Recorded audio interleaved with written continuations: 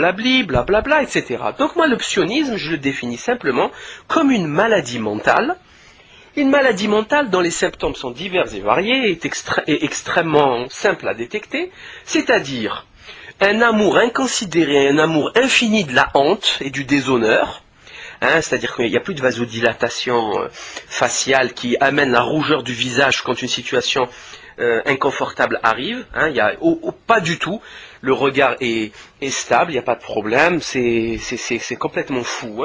Donc une mythomanie, le sioniste est mythomaniaque, il adore mentir, il se gonfle d'énergie en augmentant ses mensonges, et ces mensonges n'ont aucune limite. Absolument aucune limite.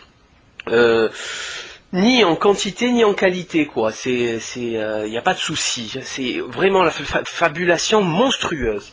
Le sioniste est hystérique, totalement hystérique.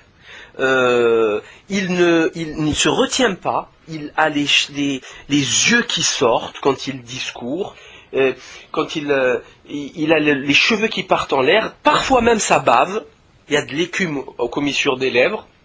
Un sioniste, je dirais même souvent, ça bave, quand ça n'a plus d'arguments, ça s'emporte, ça crie, et ça dit, c'est souvent aussi, il y a quelque chose d'assez extraordinaire, c'est que le sioniste remet toutes ses fautes sur l'autre.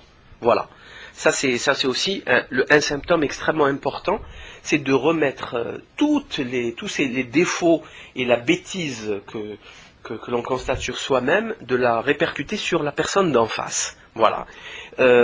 Donc voilà les symptômes du sionisme. Donc dès que vous rencontrez quelqu'un comme ça, vous pouvez diagnostiquer calmement, simplement, le sionisme, qui est une maladie extrêmement grave.